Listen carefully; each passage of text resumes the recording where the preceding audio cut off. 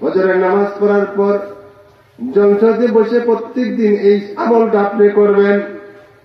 আল্লাহ রাসূল ঘোষণা করেছে, ও আমার উম্মত উম্মতানিরা, এই আমল যদি তোমার জীবনের ভিতরে বাস্তবায়ন করো, তাহলে মরার সময় মার স্তনের দুধ খাইতে খাইতে সন্তান ঘুমিয়ে গেছে, এবং কখন সন্তানের মস্তিষ্ক স্তনটা ছেড়ে গেছে সন্তান জানে না, কথা ঠিক কিনা? আল্লাহ রাসূল বলে, তোমার জানটা আজরাইল এইভাবে কবজ করবে, জোরে বলেন সুবহানাল্লাহ। আউযু বিল্লাহি মিনাশ শাইতানির রাজীম। বিসমিল্লাহির রাহমানির রাহিম।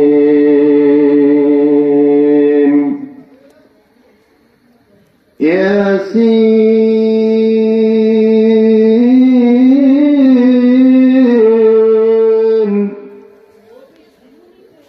ওয়াল কুরআনিল হাকীম।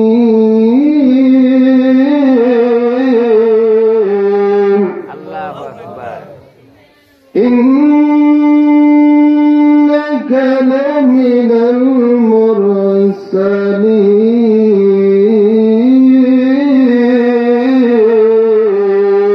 আল্লাহু আকবার। আলা সিরাতিম মুস্তাকিম।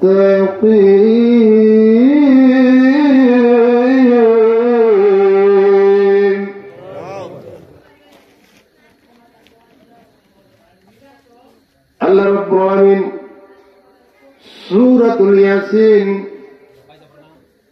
পবিত্র কোরআন শরীফের ভিতরে 114টা সূরা আছে। কয়টা সূরা?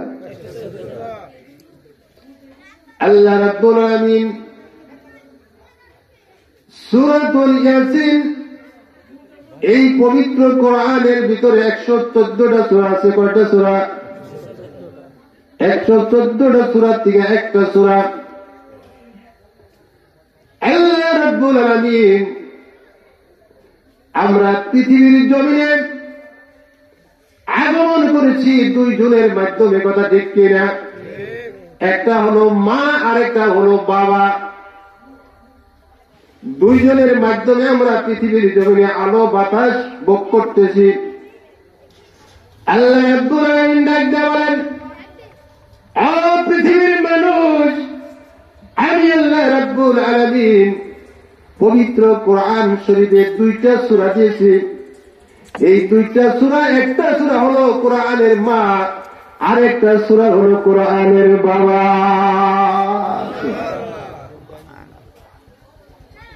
সূরাতুল ইয়াসিন হলো কোরআনের বাবা, আর সূরাতুল ফাতিহা হলো কোরআনের মা। তাহলে বাবা মা ছাড়া আমরা দুনিয়া আসি নাই, কোরআনও বাবা মা ছাড়া দুনিয়ায় আসে নাই, কথা দেখতে না। বন্ধুরা আমার,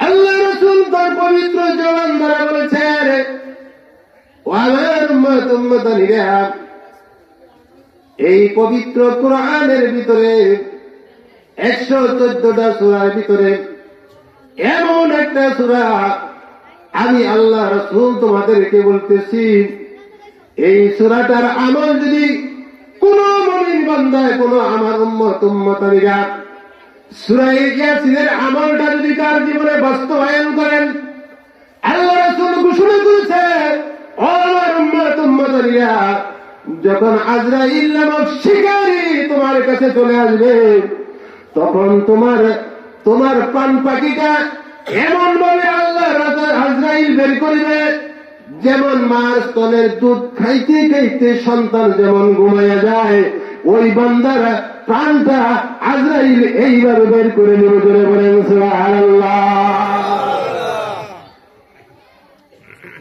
এটা আমার চাই না যে আজরাইল আমাদের জানটা যেন এইভাবে বের করে।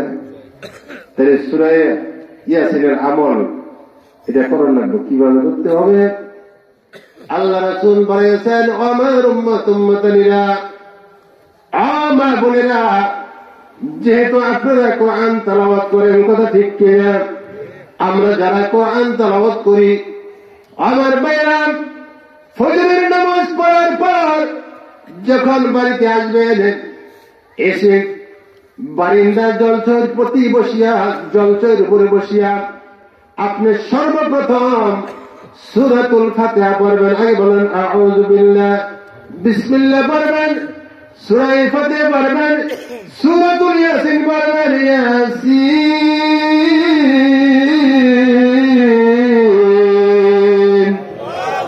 ওয়াল কুরআনিল হাকীম ইন্নাকা লামিনাল মুরসালিন আলা সিরাতিম মুস্তাকিম তানজিলাল আজিজির রহিম লিতুনযির কওমান মা উনজিরা আবাউহুম ফাহুম গাফিলুন।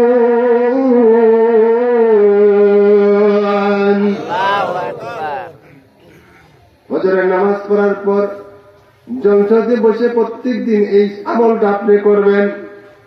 আল্লাহ রাসূল ঘোষণা করেছে, ও আমার উম্মত উম্মতানিরা, এই আমল যদি তোমার জীবনের ভিতরে বাস্তবায়ন করো, তাহলে মরার সময় মার স্তনের দুধ খাইতে খাইতে সন্তান ঘুমিয়ে গেছেন, এবং কখন সন্তানের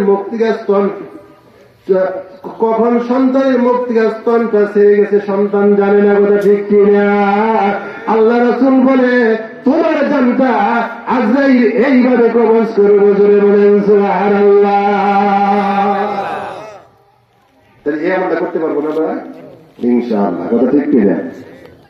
বন্ধুরা আমার, মেয়ের আমার, কিন্তু আজকে তো আমাদের বাড়িতে, আমরা যখন ছোট্ট ছিলাম দেখতাম, বাড়িতে আসার পর দেখতাম যে দাদা অথবা বাবা জলচকিতে বসে বসে এবং মারা ঘরের কোণে বসে বসে সকালবেলায় গুনগুনানি আওয়াজ করতো, কথা ঠিক কি না?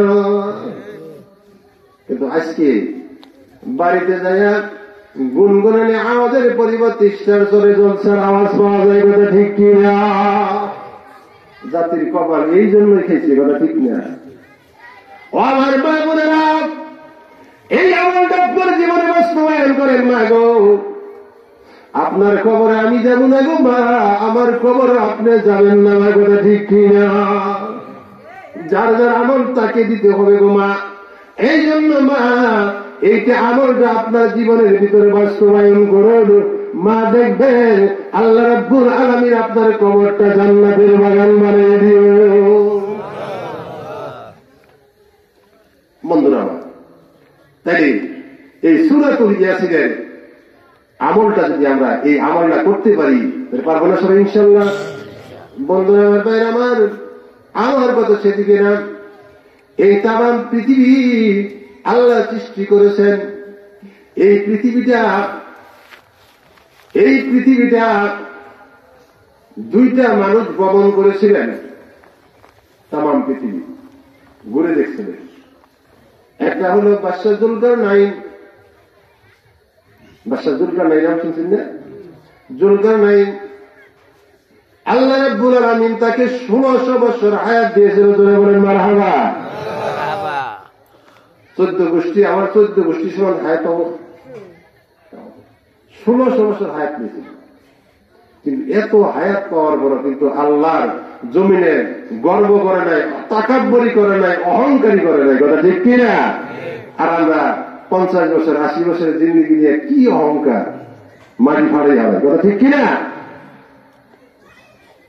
আল্লাহ রাব্বুল আলামিন বাদশাহ জুলকারনাইনকে আল্লাহ রাব্বুল আলামিন 1600 বছর হায়াত দিয়েছিলেন, আর তাকে মুজিজা স্বরূপ একটা ঘোড়া দিয়েছিলেন।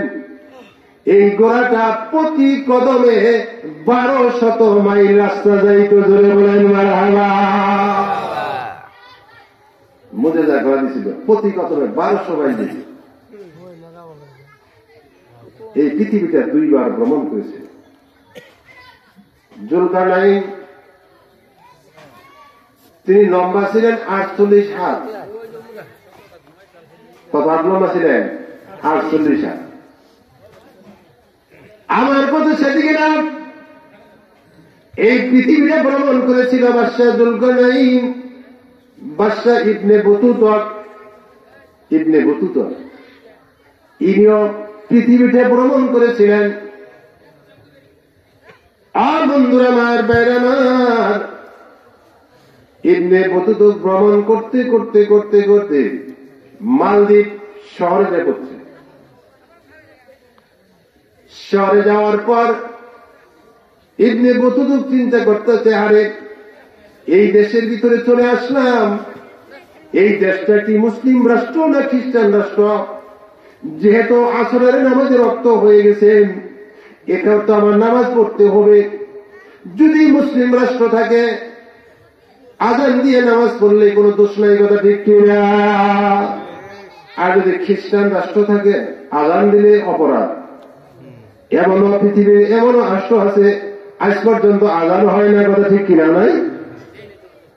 বন্ধুরা আমার, ইবনে বতুতা চিন্তা করতেছে যে কার কাছে জিজ্ঞাসা করব, কোন মানুষ তো দেখতে পাচ্ছি না, কোন লোক দেখা যাচ্ছে না। ইতিমধ্যে দেখে হঠাৎ করে 10 থেকে 12 বছরের একটা সন্তান ছেলে চলে আসতেছে। ইবনে বতুতা বলতেছে, ও সন্তান দাঁড়াও, তোমার সাথে দুইটা কথা আছে। সন্তানটা দাঁড়িয়ে গেছেন, বলে হুজুর কি বলবেন, তাড়াতাড়ি বলেন। সন্তান বলতে পারো কি এই রাষ্ট্রটা মুসলিম রাষ্ট্র না খ্রিস্টান রাষ্ট্র? সন্তানটা ডাকতে বলে, হুজুর গো, এই রাষ্ট্রটা সম্পূর্ণ মুসলিম রাষ্ট্র। সুবহানাল্লাহ। ইবনে বতুতা কইতাছে, হে সন্তান, শুধু সম্পূর্ণ করে আগে মুসলিম রাষ্ট্র বললেই কিন্তু সম্পূর্ণ মুসলিম রাষ্ট্র বলার কারণ কি? এই কথা বলার পরে সন্তানটা ডাকতে বলে, হুজুর আমি এই দেশের মানুষ দেখো হুজুর, আমার বাড়ি হলো আরব কান্ট্রিতে।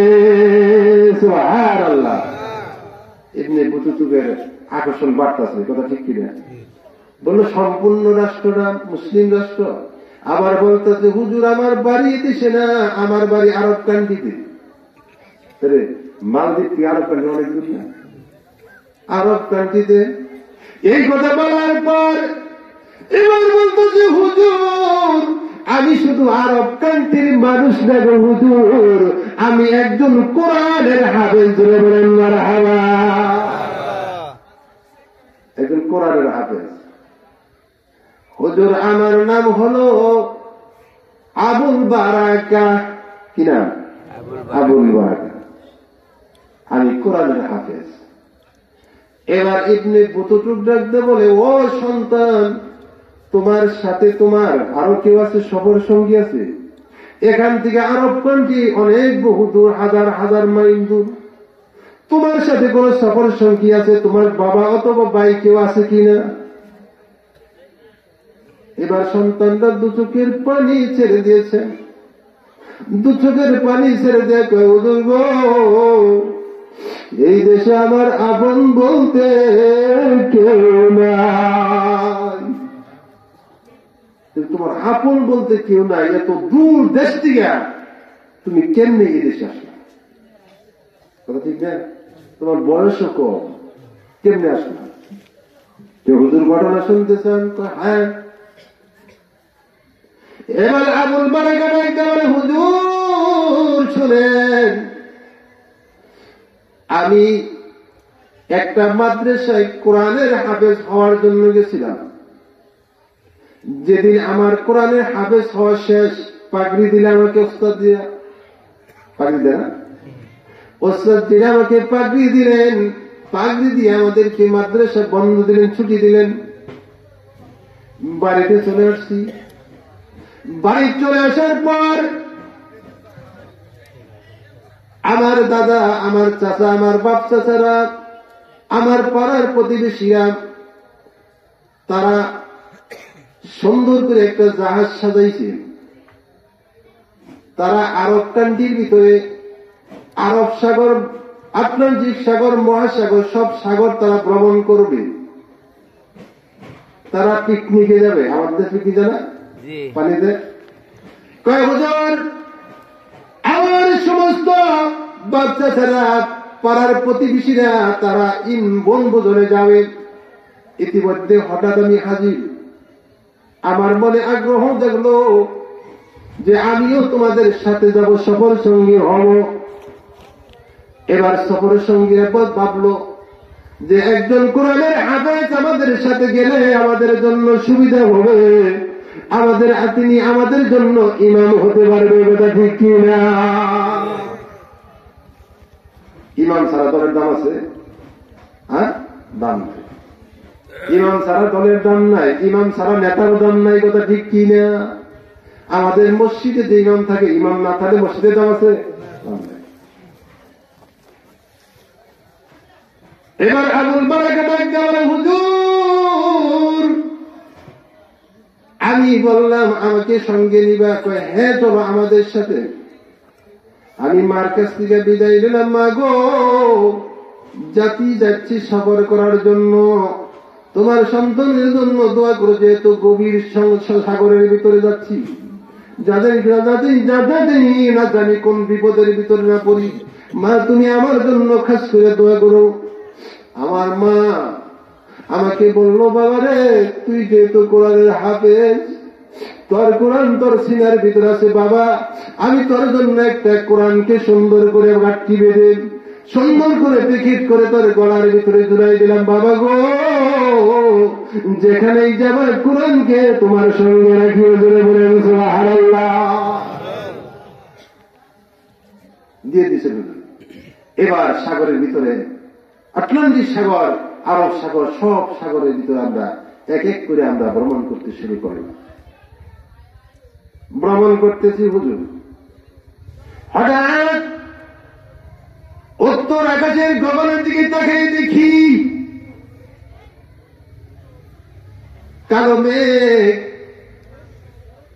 আমাদের বৈশাখ মাস যখন আসে, এখন তো জ্বর হয় না, কথা ঠিক কিনা? বৈশাখ মাস আসলে প্রত্যেক দিন মুরব্বীরা উত্তর দিকে তাকাইয়া থাকতো কখন যেন জ্বর আসে, কথা ঠিক কিনা? ওদের উত্তর দিকে তাকাইয়া দেখি কালো মেঘ, ঘূর্ণিঝড়ের মতো আওয়াজ পাওয়া যাচ্ছে। নাবিক সকল যাত্রীকে ডাকতে বলতেছে, ও যাত্রীরা আল্লাহর কাছে শুকরিয়া, আল্লাহর কাছে তোমরা জিকির করো, আল্লাহর কাছে পানা চাও, কেননা হায়াত দেওয়ার মালিক আমার আল্লাহ, হায়াত ছিনে নেওয়ার মালিক আমার আল্লাহ। কথা ঠিক কি না? পৃথিবীর কোন শক্তি আছে হায়াত দিতে পারবো? পৃথিবীর কোন শক্তি আছে রিজিক দিতে পারবো? পৃথিবীর কোন শক্তি আছে আপনাকে ক্ষমতায় বসাইতে পারবো? পৃথিবীর কোন শক্তি নাই আপনাকে ক্ষমতা থেকে উঠাইয়া দিতে পারে, কথা ঠিক কিনা? ক্ষমতা দেওয়ার মালিক আমার আল্লাহ, ক্ষমতা ছিনে নেওয়ার মালিক আমার আল্লাহ, কথা ঠিক কিনা? বন্ধুরা, নাবিক সমস্ত জাহাজের লোকদেরকে বলতেছে আল্লাহর জিকির করো, আল্লাহ আল্লাহ করো। দেখবেন মানুষ যখন মুসিবতে পড়ে বেশি বেশি আল্লাহ আল্লাহ করে, কথা ঠিক কিনা? অসুস্থ হইলে বেশি বেশি আল্লাহ আল্লাহ করে। এই যে আমাদের কিছুদিন আগে, তারপর 8-10 বছর আগে কিয়ামত হবে, এই কথা বলছেন মঙ্গলবার দিন, কথা ঠিক কিনা? কিয়ামত হবে মঙ্গলবার দিন। আমার আল্লাহ কয় কিয়ামত হবে শুক্রবার দিন, বৈজ্ঞানিক এখন মঙ্গলবার। এটা কি সঠিক হবে? আল্লাহটা সঠিক হবো, আল্লাহটা সঠিক, কথা ঠিক কিনা? আর কোন মানুষ জানে না। আমার আল্লাহ বলেছেন কিয়ামত কখন হবে আমি আল্লাহ ছাড়া আর কেউ জানে না, নবীরা জানে না, বৈজ্ঞানিক বলতে পারবো? আল্লাহ রাসূলকে জিজ্ঞাসা করেছিল, ইয়া রাসূলুল্লাহ বলুন তো কিয়ামত কখন হবে? আল্লাহ রাসূল কিছু আলামত দিয়েছিল, কিয়ামত কখন হবে নির্দিষ্ট কোন সময় জান না। তাহলে বৈজ্ঞানিকরা দিয়েছিল কিয়ামত হবে। ওই সময় দেখতাম আমার এলাকার ভিতরে কিছু সুদখোর, কিছু ঘুষখোর, কিছু বাটপার দেখতাম টুপি মাথায় দিয়ে প্রত্যেক দিনে মসজিদে নামাজ পড়তো। কি আর বলে মৌতের কিয়ামত হবো, তাহলে তো কিছু জীবনে করতেই পারলাম না, তাহলে বাকি কয়টা দিন আল্লাহ আল্লাহ করে যায়, কথা ঠিক কি না? এটা আমাদের আল্লাহ বোঝে না, আল্লাহ সব বোঝে। আমার নাবিক যাত্রীদেরকে ডাকতে বলা যায়, যাত্রী এই গভীর আটলান্টিক সাগরের ভিতরে আল্লাহ ছাড়া কোন ফায়সালাকারী কেউ নাই। আল্লাহ হেফাজত করার মালিক, আল্লাহ রিজিক দেওয়ার মালিক, আল্লাহ জীবন দেওয়ার মালিক, আল্লাহ মরতে পারে, আল্লাহ বাঁচাইতে পারে, কথা ঠিক কি না?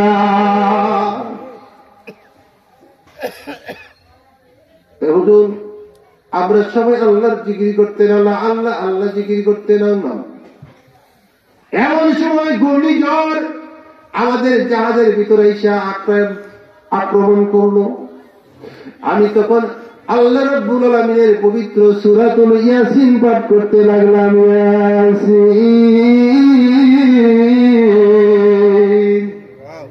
এই সূরাতুল ইয়াসিন পড়তেছিলাম, এমন সময় দেখলাম হুজুর আমাদের জাহাজের একটি একটি করে তক্তা খুলতে খুলতে শুরু করে দিলেন এবং জাহাজটাকে ভেঙে চুরমার করে দিল। আমি শুধু সূরা ইয়াসিন পড়তে পড়তে কোন সময় যে বেহুশ হয়ে গেল আমি নিজেও জানি না।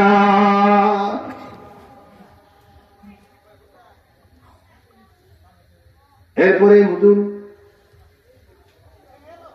অনেকক্ষণ কোন সময় আমার হুশ ফিরতে তাও থাকে, কোন সময় জ্ঞান ফিরতে তাও কইতে পারবো না। হঠাৎ করে দেখি এই মালদ্বীপ সাগরের কোনে পাড়ের ভিতরে বালুর উপরে হুজুর পড়ে আছি, আমার কাপড়ে কোন শরীর নাই, উলঙ্গ, কিছুই নাই। চিন্তা করলাম হুজুর কই যাবো, সাথীরা কই গেছে, কারো কোনো খোঁজ নাই, কারো কোনো হদিস নাই, আমি একা পড়ে গেছি। তখন মালদ্বীপ মুরুর বালুর উপর দিয়ে আস্তে আস্তে চলতে শুরু করলাম, উলঙ্গ অবস্থা। কিছু দূর যাওয়ার পর দেখতে পারলাম একটি ঘরের পাশে যাই আমি সালাম দিলাম, আসসালামু আলাইকুম আহলাল বাইত। বন্ধুরা আমার, ভাইরা আমার, কারো বাড়িতে প্রবেশ করার পর সর্বপ্রথম ওই বাড়িতে যে সালাম দিতে, ওইটা কার হুকুম? আল্লাহর হুকুম। কার হুকুম? আল্লাহর হুকুম। আর বন্ধুরা আমার, আল্লাহ রাব্বুল আলামিন ডাকে বলে, আমার মুমিন বান্দারা, কারো বাড়িতে প্রবেশ করার প্রথম তুমি কি করবা? আসসালামু আলাইকুম আহলাল বাইত, সালাম দিবা। সালাম দেওয়ার পর যদি বাড়ির থেকে প্রশ্ন জবাব আসে, আপনাকে যাওয়ার অনুমতি দেয় তাহলে যাবেন, আর যদি অনুমতি না দেয় ফারজিউ, ফিরে যাও। আল্লাহর হুকুমটাকে আমরা মানি, কয় বাড়িতে মানি? এক বাড়িতে না। সালাম তো দূরে কথা, কারো বাড়িতে ঢুকবো গলা খাওয়াতে না, কথা ঠিক কি না? লা ইলাহা ইল্লাল্লাহ, লা ইলাহা ইল্লাল্লাহ, লা ইলাহা ইল্লাল্লাহ, লা ইলাহা ইল্লাল্লাহ, লা ইলাহা। এই তুমি মানুষ আল্লাহর জিকির করতেছেন। আল্লাহর জিকির করলে কি হয়? দিল পরিষ্কার হয়, গুনাহ মাফ হয়, আল্লাহ রাব্বুল আলামিন খুশি হয়, তাই না? লা ইলাহা ইল্লাল্লাহ, লা ইলাহা ইল্লাল্লাহ, লা ইলাহা ইল্লাল্লাহ,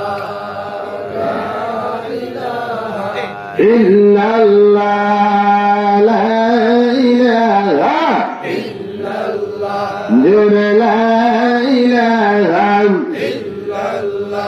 আসমান জমিন সাততালা বাংবে আমার এক আল্লাহ, আসমান জমিন সাততালা বাংবে আমার এক আল্লাহ, বাংবে না বাংবে না মুমিনি বান্দার ওই তালা লা ইলাহা ইল্লাল্লাহ লা ইলাহা ইল্লাল্লাহ লা ইলাহা ইল্লাল্লাহ লা ইলাহা ইল্লাল্লাহ মুহাম্মাদুর রাসূলুল্লাহ সাল্লাল্লাহু আলাইহি ওয়াসাল্লাম।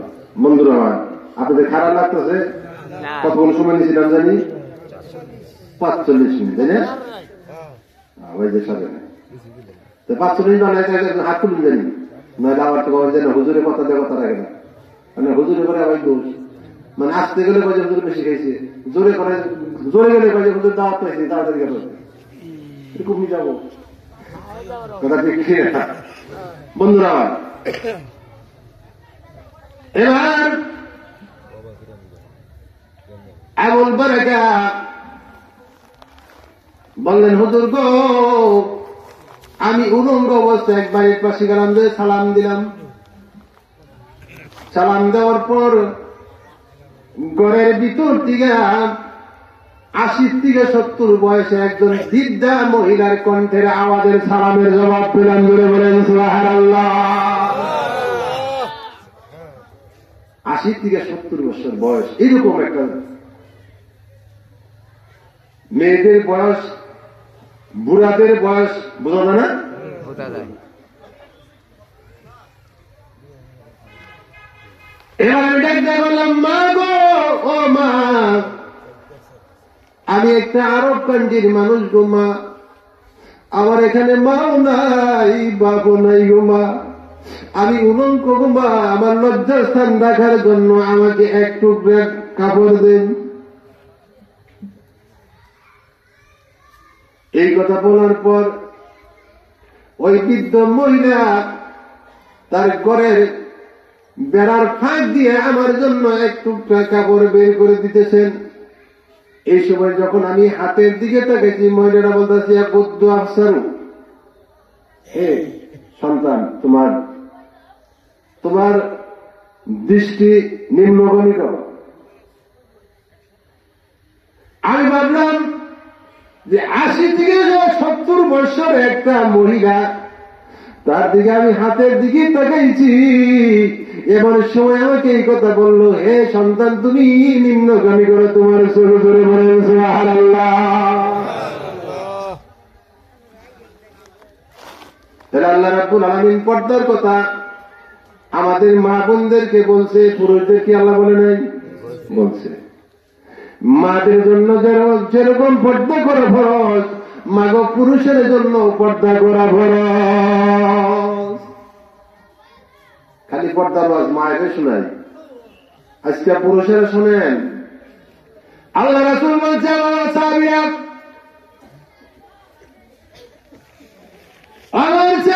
শুনে রাখো, পুরুষের জন্য যে রকম পর্দা করা ফরজ, মেয়েদের জন্য ওই রকম পর্দা করা ফরজ। একদিন আল্লাহ রাসূলের সম্মুখে একজন অন্ধ সাহাবী আসতেছে। আল্লাহ রাসূল বিবিদেরকে বলল, তোমরা পর্দা করো, পর্দা করো। বিবিটা ডাকতে বলল, ইয়া রাসূলুল্লাহ, ইয়া হাবিবাল্লাহ গো, তার তো 2টা চোখ অন্ধ, পর্দা করবো কি? কথা ঠিক কি? ইয়া রাসূলুল্লাহ, উনি অন্ধ মানুষ, আমাদেরকে দেখতে পারবে না। আল্লাহ রাসূল ডাকতে বলল, আমার বিবিরা শোনো গো, ওনার যদি চোখ 2টা চোখ অন্ধ, কিন্তু তোমাদের চোখ তো অন্ধ না থাকে, দেখবা। কথা ঠিক কি না? তোমাদের তো পর্দা করতে হবে। বন্ধুরা, আমার মা বোনেরা, দুনিয়ার জমিনে আল্লাহ রাসূল ঘোষণা করেছেন, ও মা বোনেরা, আপনার জীবনে যদি 5টা আমল করতে পারেন গো মা, আপনাকে 8টা জান্নাতের দরজা থেকে আপনাকে ডাকবে জান্নাতে যাওয়ার জন্য। সুবহানাল্লাহ। 5টার ভিতরে 1 নম্বর হলো আল্লাহ রাব্বুল আলামিনের হুকুম, 5 ওয়াক্ত নামাজ। কথা ঠিক কি না? 5 ওয়াক্ত নামাজ। ও মা, আপনি যত কাজকর্মই করেন না কেন মা গো, নামাজ কখনো ছাড়বেন না। আল্লাহ রাসূল তার পবিত্র জবান দ্বারা বলেছেন, আউয়ালু মা ইউহাসাবু বিহিল আবদু ইয়াউমাল কিয়ামাতিস সালাত। কাল কিয়ামতের ময়দানে সর্বপ্রথম বান্দার নামাজের হিসাবে হবে। আপনি সুদ খাইছেন, ঘুষ খাইছেন, জেনা করছেন, বিচার করছেন, এটা আগে বলবো না। বান্দা নামাজ করছো সর্বপ্রথম বলবো। ও মা আপনাকে জিজ্ঞাসা করবে, এই জন্য মা আপনাদেরকে হাতে ধরে বলছি, পায়ে ধরে বলছি গো মা, আপনার কবরে আমি যেমন আমার কবরে আপনি যাবেন না গো মা। নামাজটা ধরুন, নামাজ না পড়লে সর্বপ্রথম আল্লাহর দরবারে আপনাকে কাঠগড়ায় দাঁড়াইতে হবে, নামাজের কথা বলবে। কিন্তু মা বোনেরা নামাজ পড়তে সবচেয়ে অলসতা বেশি করে, কথা ঠিক কিনা? কেননা রোজা, রমজানের রোজা রাখবা, নফল রোজা রাখতে বলবো, সারা বছর রোজা রাখবো, কথা ঠিক কিনা? রোজা রাখতে সারা বছর হাজির, কিন্তু নামাজ পড়তে মা বোনেরা গাফিলতি করে। কিরকম গাফিলতি করে? ছাগল পানিতে খুঁটি ধরে না, হ্যাঁ, এমন খুঁটি ধরে, চিকন চিকন ঠ্যাং দিয়ে এমন খুঁটি ধরে। এক দোকানদার তো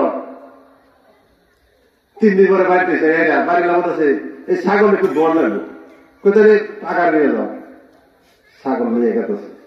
যখন পানি দেখছে, ছোট ছোট ঠ্যাং দিয়ে এত জোরে পিছের দিকে খুঁটি দিছে, ছাগল ঢালে বাড়ির দিকে, গৃহস্থ জানে পানির দিকে। হঠাৎ করে দড়ি ছিঁড়া গৃহস্থ দেয়া পানির ভিতরে পড়ে গেল, ছাগল দৌড়ের বাইরে দিয়ে আছে। মা বোনেরা নামাজ দিকে এইরকম ছাগলের নানা খুঁটি ধরে, কথা ঠিক কিনা? এই জন্য মা বোনদেরকে বলতেছি, মা গো নামাজটা ধরেন। 2 নম্বর মা,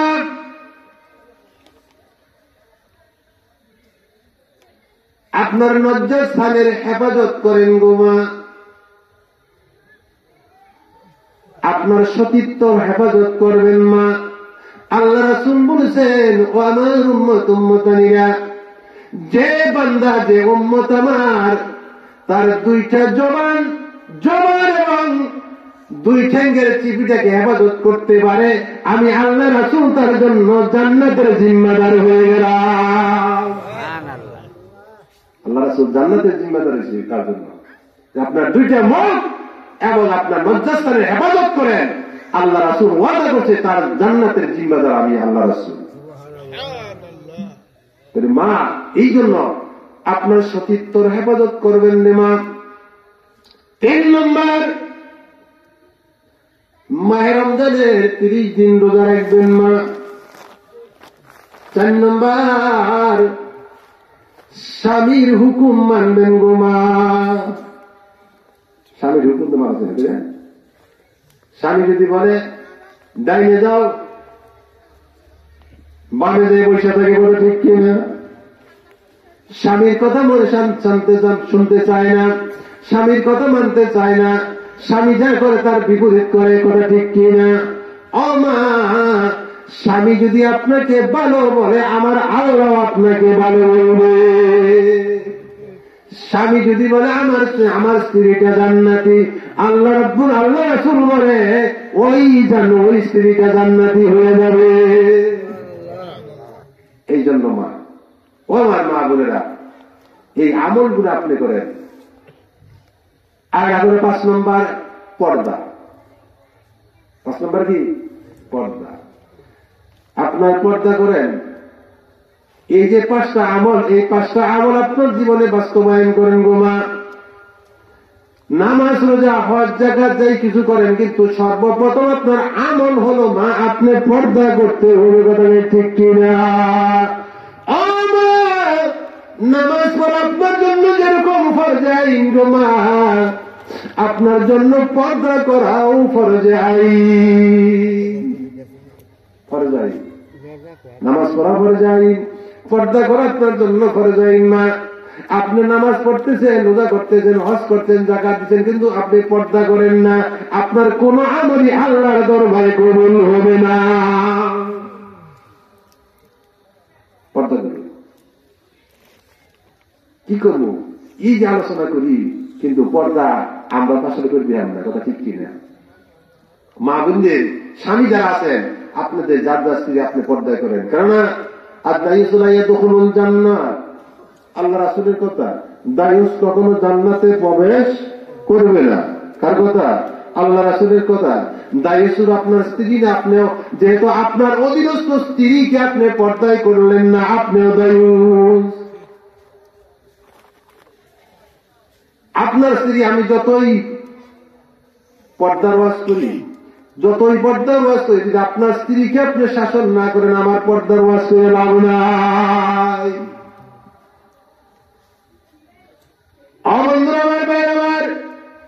এই জন্য যার যার স্ত্রীকে আপনি পর্দায় করতে হবে বাবা, যেহেতু কাল কিয়ামতের ময়দানে আপনার স্ত্রী আপনার পক্ষে সাক্ষী দিবে, বিপক্ষে সাক্ষী দিবে। বললো মালিক, আমার বাবা এর কাছে বিবাহ দিয়েছিল, তার অধীনস্থ ছিলাম, কোনদিন পর্দার কথা বলে নাই। তখন উপায় আছে? উপায় নাই।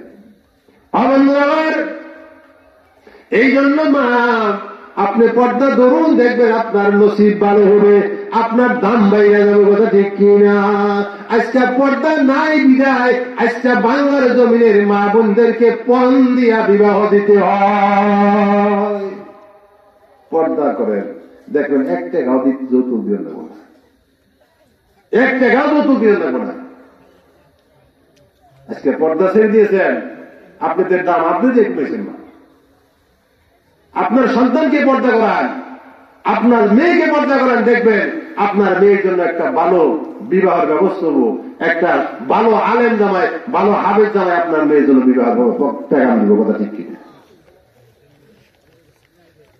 এই জন্য মা, ডাকলে ডাকার জিনিস দাম আছে, মূল্য আছে। কথা ঠিক কিনা? যে আমার কথা সেদিকে ছিলেন না, আমি কোন জায়গায় রাখছিলাম, ওই ছেলেটা আমার কাছে একটু কাপড় ছিল বিদ্যার কাছে, বিদ্যা থেকে একটু কাপড় দিলেন। হুজুর, কাপড়টা দেওয়ার পর আমি লজ্জাস্থানটা ডাকলাম। লজ্জাস্থান ডাকার পর আমি ডাক দিলাম বিদ্যাকে, মা গো, ও মা, আমার বাড়ি আরব কান্দিতে গো মা, আমার এই দেশে বাবাও নাই, মাও নাই, ভাই নাই, কেউ নেই গো মা। মা গো, আমার একটা মাথাটা গুছানোর জন্য একটু ঠাই জায়গাও নাই গো মা।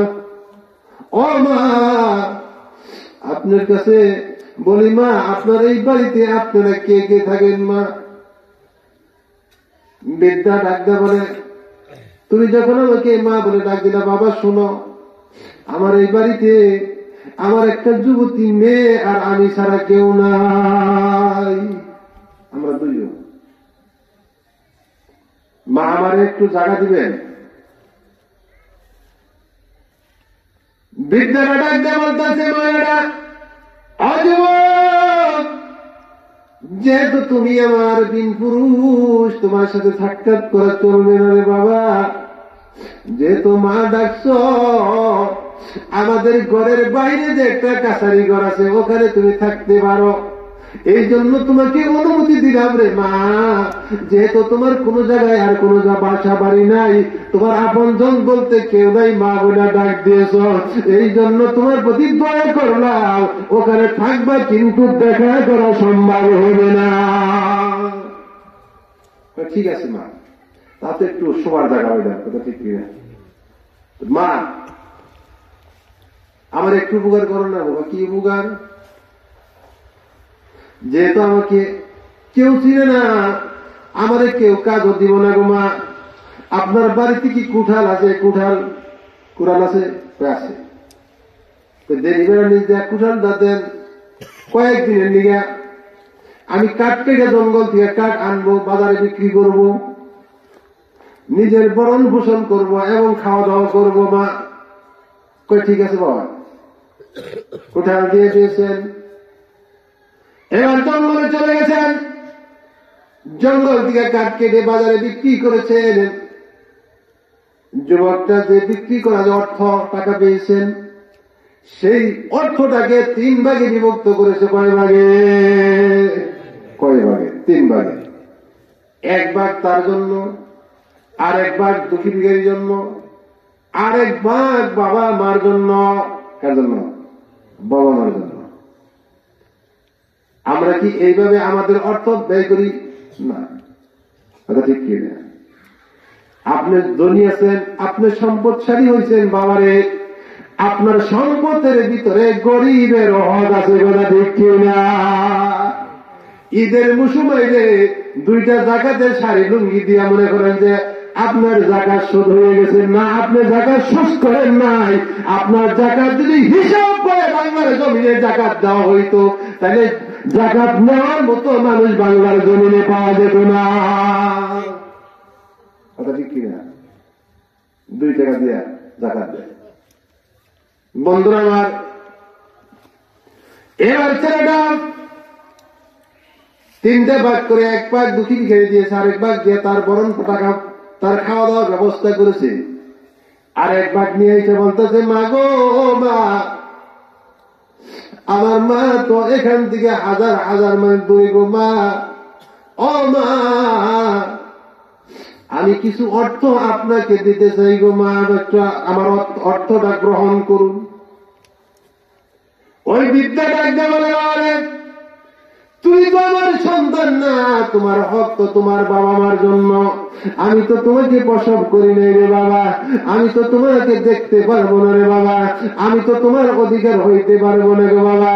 এবার সন্তানটা দেখতে বলে, মা গো এটা আমি জানি, আপনি আমাকে প্রসব করেন নাই, আমার আপনার সাথে আবার দেখা করা সম্ভব না গো মা।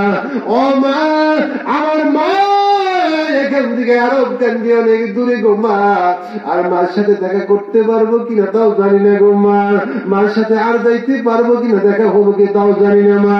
আল্লাহ রাসূল বলেছে, ও আমার উম্মতানিরা, কারো বাবা মা যদি ছোট্ট করে দুনিয়ার জমিন থেকে চলে যায়, কারো বাবা মা শৈশবকালে যদি তাকে ছেড়ে চলে যায়, বাবার সেবা করতে পারে নাই, বাবার ভরণ পোষণ করতে পারে নাই, আল্লাহ রাসূল বলেছে, তোমার বাবার সমপরিমাণ তোমার পার্শ্ববর্তী যদি কেউ থাকে, তাদের সাথে বাবার মতো আচরণ করবে, বাবা মার হক কিছু আদায় হয়ে যাবে। বলে বলেন সুবহানাল্লাহ।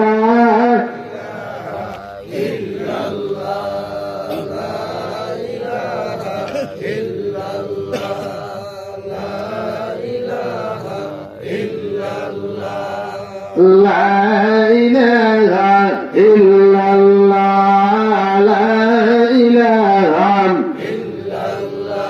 আল্লাহর ওলি যারা হয়, এই নামে জীবন করলো গায়, আল্লাহর বন্ধু যারা হয়, এই নামে জীবন করলো গায়। আল্লাহ যদি আপন হয়, আমার আল্লাহ যদি আপন হয়, মরণে আমার কিসের ভয়। লা ইলাহা ইল্লাল্লাহ,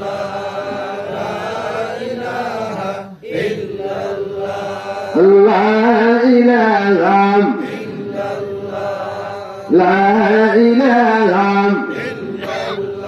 লা ইলাহা ইল্লাল্লাহু মুহাম্মাদুর রাসূলুল্লাহ সাল্লাল্লাহু আলাইহি ওয়াসাল্লাম। বন্ধুরা আমার, ভাইরা আমার, রাত্রি 11:30 বেজে গেছে। আরো মানে শেষ করবেন না, সমাপ্তি দিতে হবে তো। আমি কথা বলছি যে 5 মিনিট সময় দেওয়া হয়েছে, তো 5 মিনিট হয়েছে।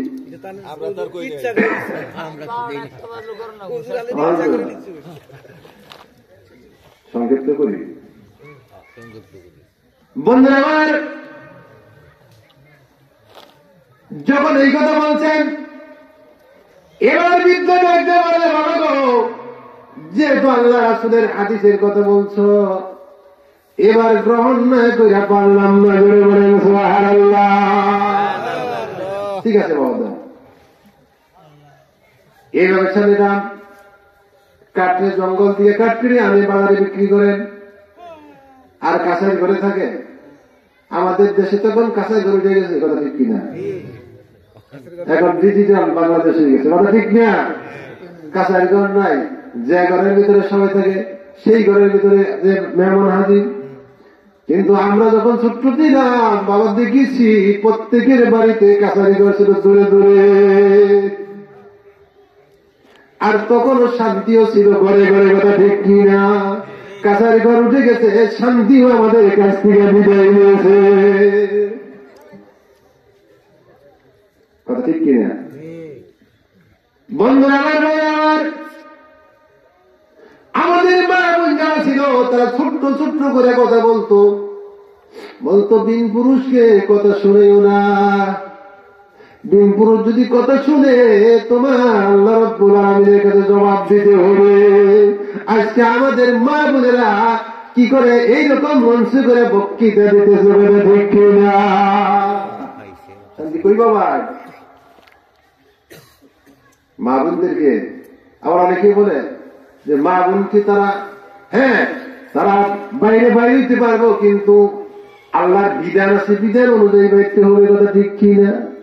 মা বোনেরা বক্তৃতা দিতে পারবো, এরকম মা বোন যেখানে আছে সেখানে তাদেরকে শোনাইতে হবে, বাইরে যেতে না যায়।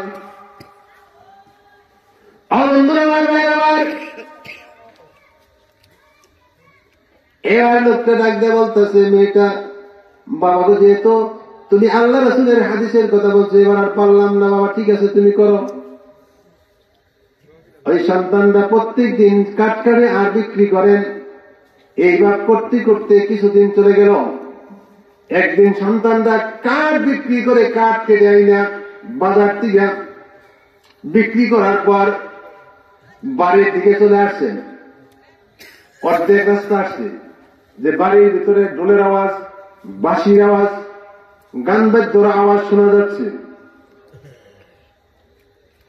ছেলেটা মনে মনে চিন্তা করলো যে মনে হয় বিদ্যার ওই মেয়েটার, ওই মহিলার মেয়েটার হয়তো বিবাহ অনুষ্ঠান, এই জন্য গান বাদ্য হচ্ছে।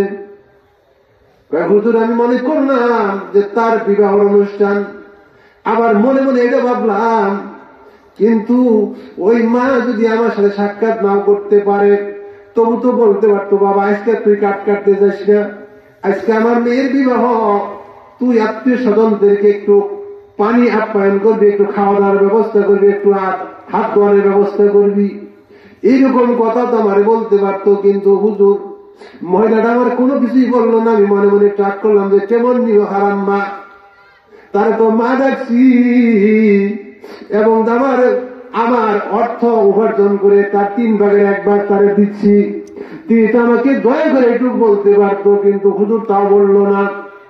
আমি মনে মনে ভাবলাম যে তাই হয়তো বিবাহ হইতেছে, এই জন্য 1-2 পা করতে করতে আগে আসলাম। আসার পর দেখি হুজুর বিবাহ অনুষ্ঠান যদি হইতো তাহলে খাওয়া দাওয়ার ধুমধাম থাকতো, কথা ঠিক কিনা? হুজুর খাওয়া দাওয়ার কোন ধুমধাম নাই, তাই তো বিবাহ না, কথা ঠিক কিনা? তাই তো বিবাহের অনুষ্ঠানও না।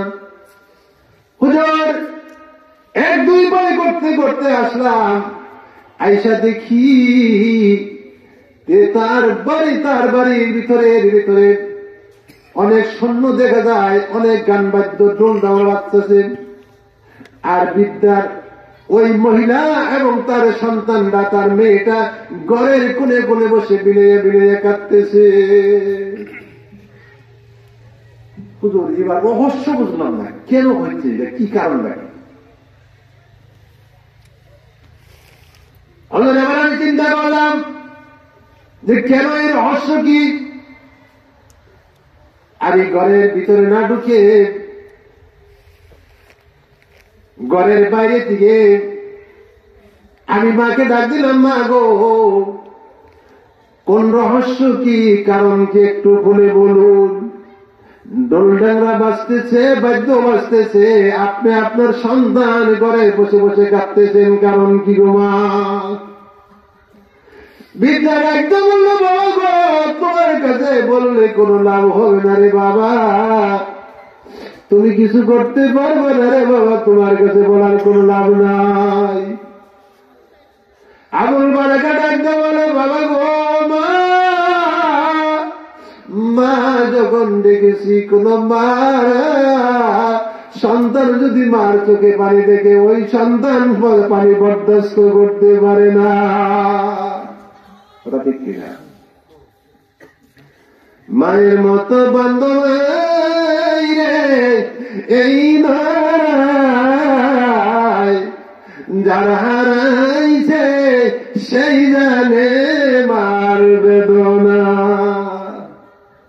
যার মা হারাইছে তার কাছে জিজ্ঞেস করে দেখেন মার কি দরদ, যার বাবা হারাইছে তারে জিজ্ঞাসা করুন বাবার কি মায়া দরদ, যার সন্তান হারাইছে সেই জানে সন্তানের কি জ্বালা।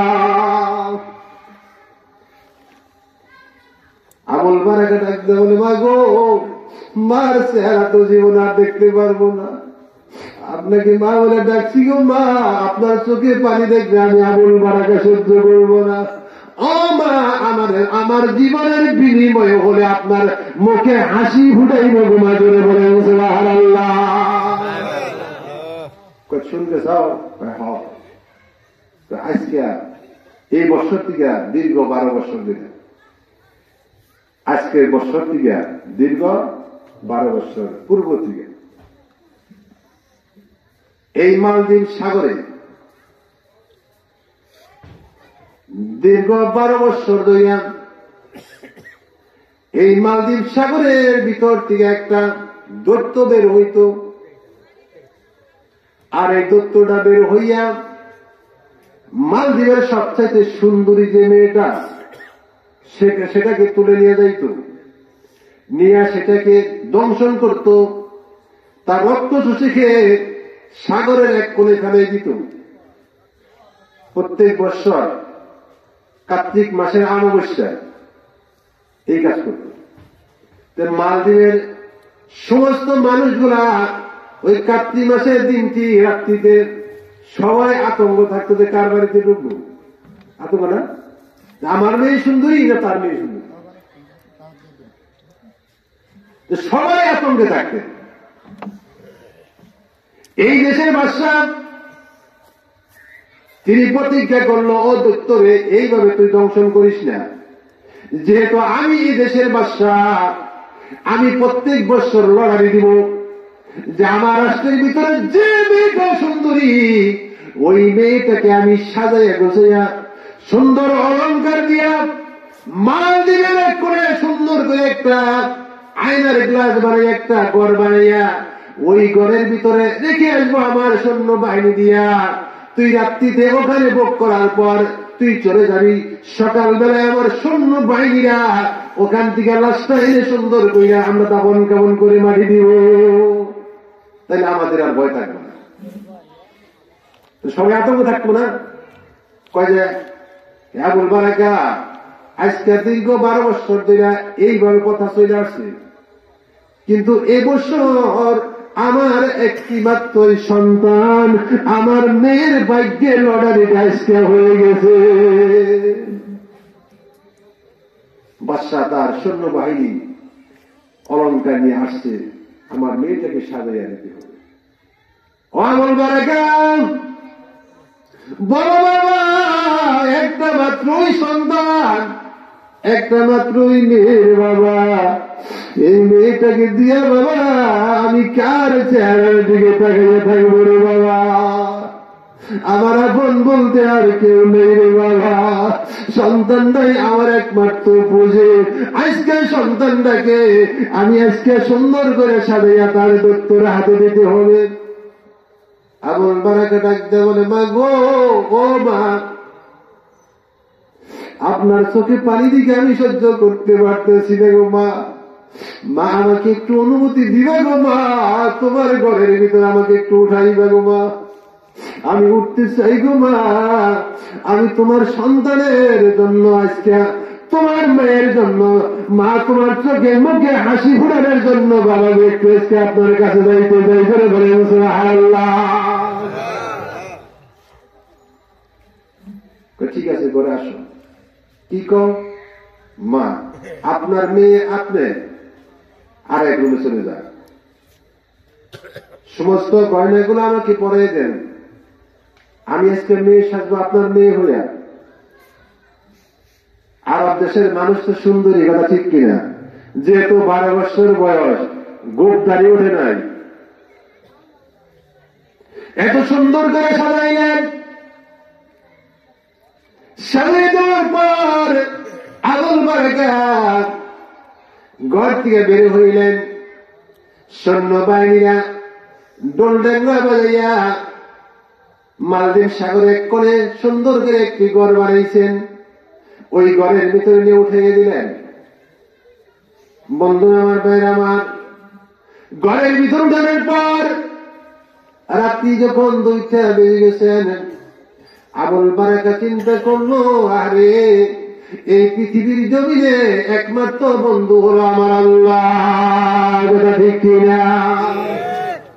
আল্লাহর সাথে বড় বন্ধু আছে কেউ নাই। আবুল বারাকাত 2 রাকাত নামাজ পড়লেন। বলেন তো এই 2 রাকাত নামাজের নাম কি? সালাতুল আযর। আপনি কোন মুসিবতে পড়বেন, ও মা, আপনি কোন মুসিবতে পড়বেন, আপনি কোন সমস্যায় পড়বেন গো মা, 2 রাকাত সালাতুল আযর পড়ে আল্লাহর কাছে চান, আল্লাহ আপনাকে মুসিবত থেকে হেফাজত করে উদ্ধার করে বলে বলেন সুবহানাল্লাহ। 2 রাকাত সালাতুল আযর নামাজ পড়লেন। হাজত নামাজ পড়ে আল্লাহর কাছে হাত তুলে দিয়ে যাচ্ছে, মালিক গো আল্লাহ, এই পৃথিবীর জমিনে আমার বাবাও নাই, আমার মাও নাই, আল্লাহ আমি আরব কান্ট্রির একজন মানুষ গোবা, আল্লাহ গো এখান থেকে আমার বাড়ি 1000 মাইল দূরে, মার চেহারা দেখতে পারলাম না, আমার মা কেমন আছে তাও জানি না, আমার বাবা কেমন আছে তাও জানি না গো আল্লাহ, এমন একটা ঘরের ভিতর আল্লাহ আমি আসছি যে ঘর থেকে দত্তই তার প্রাণ বের করে নেয়, আল্লাহ হায়াত দেওয়ার মালিক তুমি আল্লাহ, হায়াত ছিনে নেওয়ার মালিক তুমি আল্লাহ। আল্লাহ তুমি পারো, আর কেউ পারে না। আল্লাহ তোমার কাছে হাত তুলছি, আল্লাহ দৈত্যর কোন ক্ষমতা নাই, ক্ষমতা তো তোমার, কথা ঠিক কিনা? দৈত্য আমার মৃত্যু দিতে পারবো না, মৃত্যু দেওয়ার মালিক তো তুমি আল্লাহ। দৈত্যকে আমি ভয় করি না, আল্লাহ আমি তোমাকে ভয় করি, তো তুমি দুনিয়ার জমিনে পাঠাইছ, একমাত্র তোমাকেই ভয় করবো, আর কারো ভয় করি না। আমরা কি এই ভয় করতে পারি না? করি। দলের নেতার ভয় করি, প্রশাসনের ভয় করি, তোরা দেখি না, এমপির ভয় করি, মন্ত্রীর ভয় করি না, এইগুলা ভয় না, এইগুলো তো ক্ষণস্থায়ী ভয়, কথা ঠিক কি না? আপনার ভয় করতে হবে যেন আমি যে আল্লাহর গোলাম, সেই আল্লাহকে ভয় করতে হবে। এই হলো ইমানের দাবি।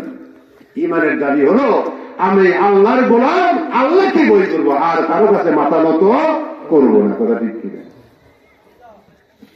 বন্ধুরা আমার, আবুল বারাকাত আল্লাহ রাব্বুল আলামিনের দরবারে ডাক দেয়, বলে মালিক গো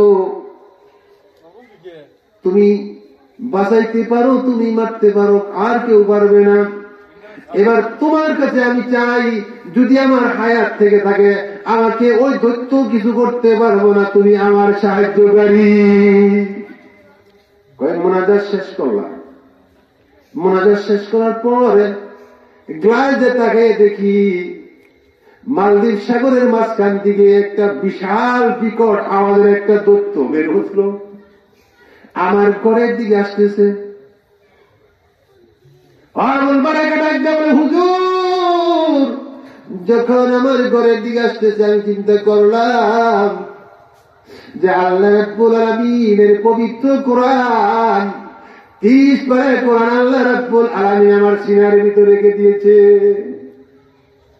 আল্লাহ রাব্বুল আলামিন ওয়াদা করেছেন, যার সিনার ভিতরে কোরআন আছে পৃথিবীর এমন কোন শক্তি নাই তার সাথে পারে ধরে বলেন সুবহানাল্লাহ।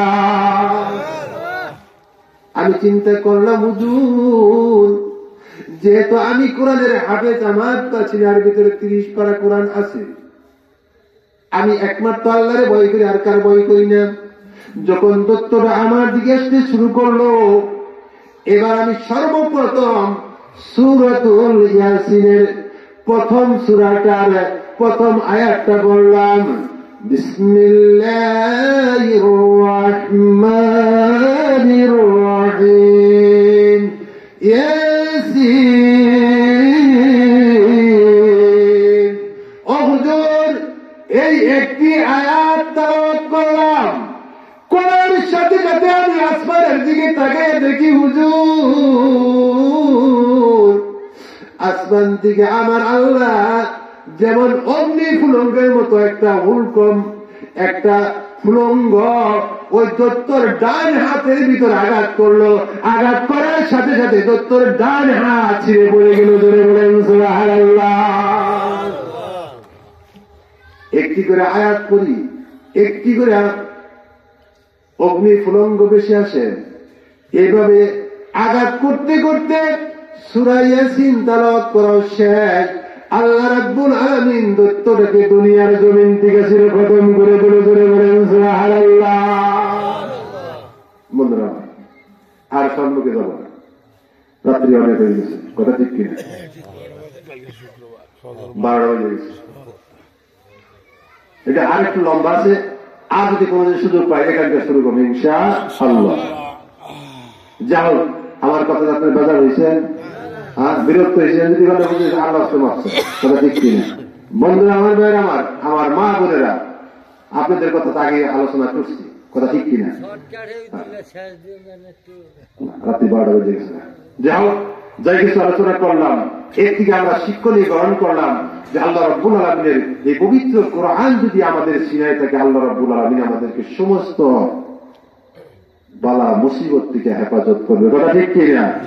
না? আর এই সূরা ইয়াসিন যদি আমরা আমল করি তাহলে সে সম্পর্কে বলেছি, কথা ঠিক না? আল্লাহ তাআলা যা কিছু আলোচনা করেছি, আল্লাহ তাআলা আমাদেরকে এর উপরে আমল করার তৌফিক দান করে। সকলে বলেন আমিন।